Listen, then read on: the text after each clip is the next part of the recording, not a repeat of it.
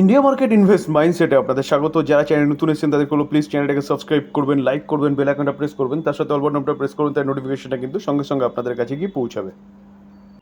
Sir, এই নিউজে আমরা কিন্তু একটা ব্রেকিং নিউজ নিয়ে আলোচনা করতে চলেছি।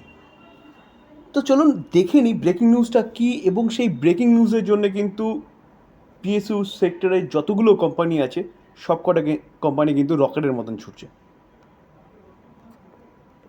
স্যার, আরভিএনএল রেলওয়ে সেক্টরের কোম্পানি, ইনফ্রাস্ট্রাকচার ডেভেলপমেন্টের কাজ করে। আজকে দেখলে দেখাবে কোম্পানিটা কিন্তু কত পার্সেন্ট, প্রায় 14%-এর কাছাকাছি আফসাইড মুভমেন্ট দেখিয়েছে।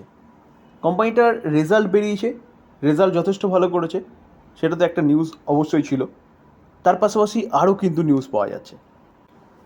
রেলওয়ে সেক্টরের আরেকটা কোম্পানি আইআরএফসি, দেখুন আজকের দিনে দেখলে দেখা যাবে কোম্পানিটা কিন্তু 4%-এর কাছাকাছি একটা আফসাইড মুভমেন্ট দেখিয়েছে। এই কোম্পানিটার রেজাল্ট ডিক্লেয়ার করেছে গতকাল, রেজাল্ট কিন্তু যথেষ্ট ভালো করেছে। ইরকনকে দেখলে দেখা যাবে, দেখুন আজকের দিনে এই কোম্পানিটা অলমোস্ট 8%-এর কাছাকাছি একটা আফসাইড মুভমেন্ট দেখিয়েছে। আজকেই কিন্তু এই কোম্পানিটার রেজাল্ট ডিক্লেয়ার হওয়ার কথা ছিল, তো মার্কেট এক্সপেক্ট আগেই করে নিয়েছে যে রেলওয়ে সেক্টরের প্রতি কটা কোম্পানির রেজাল্ট কিন্তু ভালো হবে, যেটা কোম্পানিগুলো দেখিয়ে আসছে। তো এই কোম্পানিটারও কিন্তু রেজাল্ট ভালো হতে পারে। দেখুন আমরা যদি লাস্ট 5 দিনের ট্রেডিং সেশন দেখলে দেখা যাবে কোম্পানিটা কিন্তু 27% আফসাইড মুভমেন্ট দেখিয়েছে। আমরা যদি লাস্ট 1 মাসে দেখলে দেখা যাবে 32% আফসাইড মুভমেন্ট দেখিয়েছে। তো দেখানোর পিছনে কারণ কিন্তু এটাই যে মার্কেট এক্সপেক্ট করছে যে এই কোম্পানিটা রেজাল্ট যথেষ্ট ভালো হবে। তার পাশাপাশি যে ব্রেকিং নিউজ নিয়ে আলোচনা করতে চলেছি সেটা তো আছেই। রেটেল আরেকটা ডিফেন্স সেক্টরের কোম্পানি, যে কোম্পানিটা দেখুন আজকে 3.5%-এর কাছাকাছি আফসাইড মুভমেন্ট দেখিয়েছে। তার পাশাপাশি যদি ভেলকে দেখি, তাহলে ভেলকে দেখলেও দেখা যাবে কোম্পানিটা 2.5%-এর কাছাকাছি কিন্তু একটা আফসাইড মুভমেন্ট দেখিয়েছে। রেলওয়ে সেক্টরে পিএসইউ কোম্পানিগুলো। এবার হচ্ছে ডিফেন্স সেক্টরে, দেখুন ভারত ডায়নামিক দেখলে দেখা যাবে আজকের দিনে 5.5%-এর কাছাকাছি কিন্তু এখন চলছে। বেলকে দেখলে দেখা যাবে বেল কিন্তু আজকে 6%-এর ওপরে এখনও আফসাইড মুভমেন্ট দেখিয়েছে। কোম্পানিটার রেজাল্ট গতকাল ডিক্লেয়ার হয়েছিল, রেজাল্ট কিন্তু ফাটাফাটি হয়েছে, তার সাথে কোম্পানি কিন্তু ডিভিডেন্ডও দিয়েছে। ডিফেন্স সেক্টরের আরেকটা কোম্পানি কোচিন শিপইয়ার্ড, দেখুন দেখলে দেখা যাবে 4.5%-এর কাছাকাছি কিন্তু আফসাইড মুভমেন্ট দেখিয়েছে। এইচএলকে দেখলে দেখা যাবে এইচএল কিন্তু আজকের দিনে প্রায় 1%-এর কাছাকাছি একটা আফসাইড মুভমেন্ট দেখিয়েছে। তো ডিফেন্স সেক্টরের কোম্পানিগুলো কিন্তু ভালো একটা আফসাইড মুভমেন্ট দেখাচ্ছে আজকের দিনে। দেখুন রেলওয়ে গেল, ডিফেন্স গেল, রিনিউয়েবল সেক্টরে দেখুন এনএইচপিসি দেখলে দেখা যাবে সব পিএসইউ কোম্পানি কিন্তু 5%-এর কাছাকাছি এখনও আফসাইড মুভমেন্ট দেখাচ্ছে। দেখুন স্যার, ইরাকে দেখলেও কিন্তু একই রকম জিনিস দেখা যাবে, প্রায় 4%-এর কাছাকাছি এখনও পর্যন্ত আফসাইড মুভমেন্ট দেখিয়েছে। আর স্যার এসজেভিএনকে দেখলে দেখা যাবে কোম্পানিটা তো রকেটের মতন ছুটছে, আজকে 9%-এর ওপরে এখনও পর্যন্ত আফসাইড মুভমেন্ট দেখাচ্ছে। তো এরকমভাবে পিএসইউ কোম্পানিগুলো এতটা আফসাইড মুভমেন্ট দেখানোর পিছনে কারণ কি? দেখুন কিছু কোম্পানির রেজাল্ট ডিক্লেয়ার হয়েছে, রেজাল্ট ভালো করেছে, যেটা এক্সপেক্ট মার্কেট করছিল, যার জন্য কিন্তু মার্কেট সেলিব্রেট করছে, সেটা আলাদা ব্যাপার। তার পাশাপাশি কিন্তু আরেকটা ভালো নিউজ পাওয়া যাচ্ছে। নিউজটা কি, চলুন সেটা দেখি। নিউজটা কবেকার নিউজ? নিউজটা 20 মে, অর্থাৎ কালকের নিউজ। মার্কেট বন্ধ ছিল। তো নিউজটা আসছে কার কাছ থেকে? নিউজটা আসছে কিন্তু আমাদের এখনও যে পিএম রয়েছে, পিএম মোদি, তার কাছ থেকে। তিনি কিন্তু বলছে কি, তিনি বলছে 4ই জুনের পরে আমাদের ইন্ডিয়ার মার্কেট রকেট হয়ে ছুটবে। দেখুন এটা কে বলছে? এটা কিন্তু আমাদের যে পিএম তিনিই বলছে, যে পোস্ট লোকসভা ইলেকশন 2024-এর রেজাল্ট বেরোনোর পরে। তো কেন বলছে? এর মাধ্যমে তিনি বোঝাতে চাইছেন যে বিজেপি 2024-এর যে ইলেকশন হচ্ছে তাতে কিন্তু তারা আবার সরকার গঠন করতে চলেছে। তো স্যার এই জন্যই কিন্তু পিএসইউ, এই রেলওয়ে সেক্টর বলুন, ডিফেন্স সেক্টর বলুন এবং রিনিউয়েবল সেক্টরে যেসব পিএসইউ কোম্পানিগুলো আছে সেই কোম্পানিগুলো কিন্তু রকেটের মতন ছুটছে। যেটা স্যার আমরা কিছুদিন আগে দেখেছিলাম যে অমিত শাহজি এরকমই একটা ইন্টারভিউতে কিন্তু মার্কেটের কথা বলেছিল, এবং তিনি বলেছিলেন কি যে এখন বাই করার সময় যেহেতু মার্কেট পড়ছে, মার্কেট কিন্তু কন্টিনিউয়াসলি পড়ছিল, তার কথা বলার পরের দিন থেকে মার্কেট কিন্তু বাউন্স ব্যাক করেছে, এবং যেটা 22,000-এর নিচে চলে এসেছিলো নিফটি, সেখান থেকে কিন্তু বাউন্স ব্যাক করে আবার 22,000-এর উপরে নিফটি চলে গেছিলো। তো আজকে কিন্তু র্যালি হওয়ার পিছনে এটাই হচ্ছে মূল এবং প্রধান কারণ বলতে পারেন। স্যার এই আর্টিকেল দেখলেও দেখতে পারবেন যে union home minister Amit Shah পরে prime minister Narendra Modi said stock market will see upward rally after 4 June 2024। তাহলে বুঝতে পারছেন, যেটা তিনি আরও বলছেন কি, when Lok Sabha 2024 election result will be announce. তাহলে এই কথার মাধ্যমে কিন্তু মার্কেট একটা আশার আলো দেখতে পাচ্ছে যে বিজেপি গভর্নমেন্ট যদি আসে তাহলে যে প্রজেক্টগুলো নিয়ে গভর্নমেন্ট এগোচ্ছে সেই প্রজেক্টগুলো কিন্তু আরও ভালো মতন ভালো কাজ করবে। তার জন্যই এই সেক্টরগুলো কিন্তু দৌড়চ্ছে।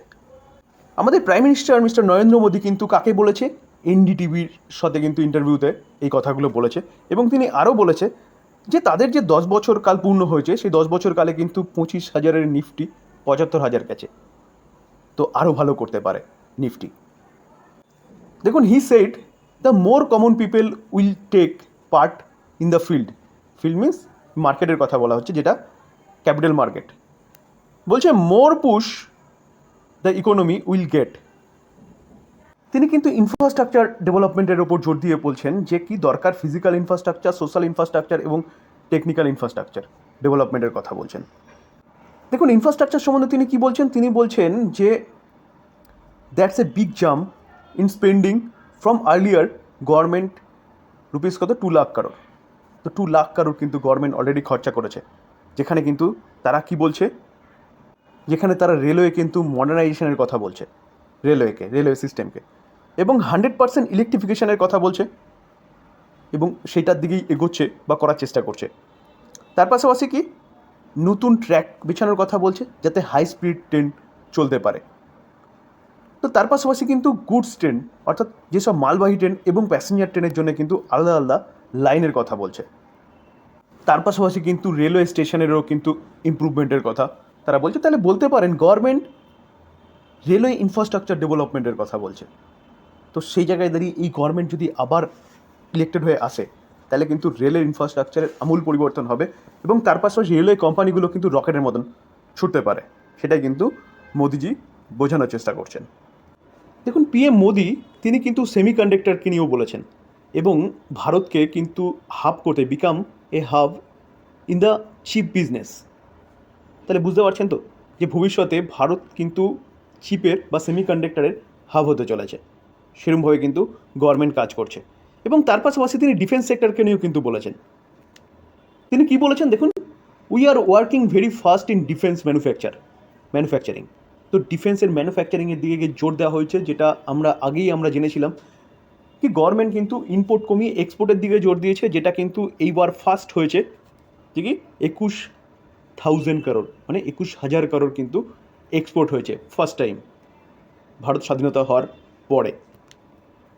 তো সেই জায়গায় দাঁড়িয়ে গভর্নমেন্ট কিন্তু ডিফেন্স সেক্টর নিয়েও বুলিশ, যার জন্যই মোদিজির এই বক্তব্য শোনার পরে ডিফেন্স সেক্টরের কোম্পানিগুলো রকেটের মতন ছুটছে। দেখুন, এই আর্টিকেল দেখলে দেখা যাবে he also talk about growth of PSU company during NDA term. তিনি আরও বলেছেন looks at where the PSU company share have rich today.